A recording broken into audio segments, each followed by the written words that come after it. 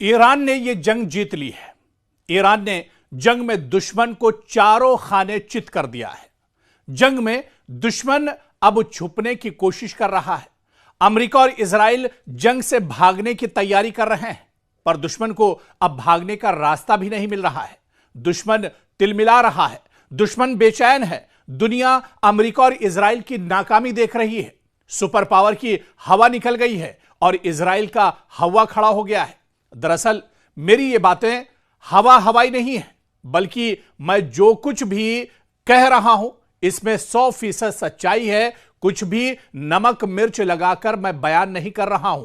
दरअसल ये पूरी हकीकत है इस जंग की कि एक तरफ सुपर पावर और एक तरफ ईरान जैसा निहत्था कमजोर मुल्क, और उसने नाको चने चबवा दिए हैं। ये दरअसल इस जंग की हकीकत है और हकीकत दुनिया के सामने है। आप खुशकिस्मत हैं कि अमेरिका और इजराइल की पसपाई देख पा रहे हैं। अरब ममालिक को डरा कर रखने वाला अमेरिका आज खुद डरा सहमा हुआ है। आप बस डोनाल्ड ट्रंप का चेहरा देखिए और डर को महसूस कीजिए। आप नेतन्याहू की बातें सुनिए और खौफ का अंदाजा कीजिए। दरअसल अब ऊंट पहाड़ के नीचे आया है और इसे ही कहते हैं कि 100 सुनार की एक लोहार की। अमेरिका इजराइल की सिट्टी पिट्टी गुल हो गई है इस जंग में। दोनों नाको चने चबाने पर मजबूर हैं। दरअसल अब ईरान इस जंग में शेर नहीं बल्कि सवा शेर नजर आ रहा है और ईरान ने हर सतह पर अमेरिका और इजराइल की बखिया उधेड़ दी है। वक्त ने एक अजीब मंजर को दिखाना शुरू कर दिया है। मशरिक़ वुस्ता की सियासत में ताकत के तवाजुन बदलते नजर आ रहे हैं और ईरान पहले से कहीं ज्यादा पुरएतमाद, ताकतवर और मजबूत इस जंग में दिखाई दे रहा है। दूसरी तरफ अमेरिका और इजराइल जो कभी अपनी ताकत के जोम में खित्ते को अपनी मर्जी से चलाते थे, अब एक मुश्किल और बहुत पेचीदा सूरत हाल में घिरे दिखाई देते हैं। बयानात में सख्ती जरूर है, लेकिन जमीनी हकायक पहले जैसे सादा नहीं रहे।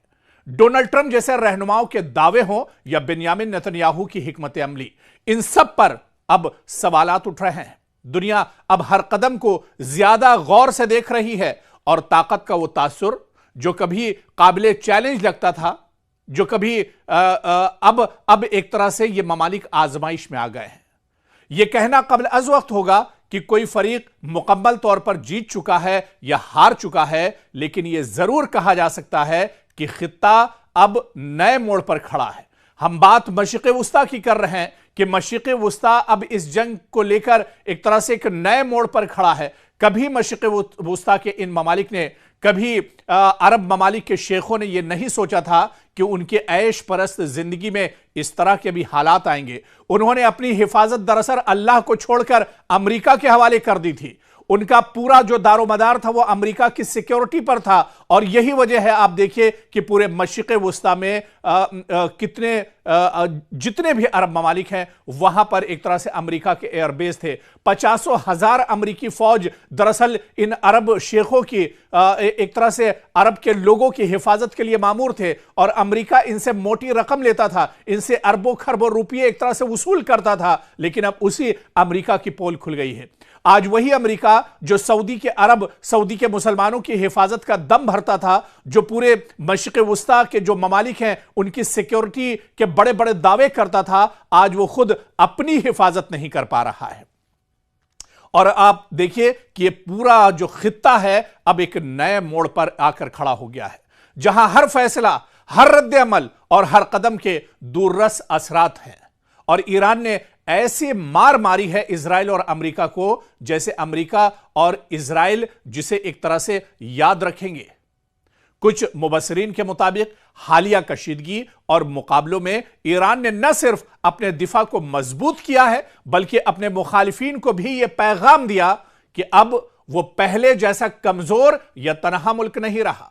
इस बयानिए में ईरान को एक ऐसी कुव्वत के तौर पर पेश किया जा रहा है जो दबाव का मुकाबला करने की सलाहियत भी रखती है और खित्ते में अपनी जगह मनवा भी रहा है, वो अपने आप का लोहा मनवा रहा है।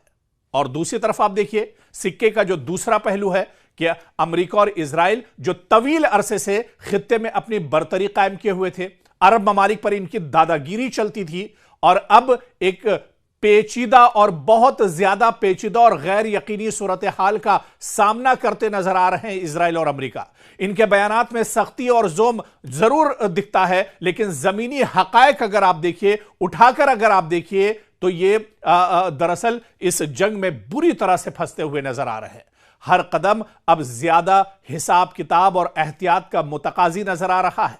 अब ईरान ने रिवायती जंग के बजाय एक मुख्तलिफ हिकमत अमली अपनाई है। इस जंग को पहले दिन से आप उठाकर देख लीजिए।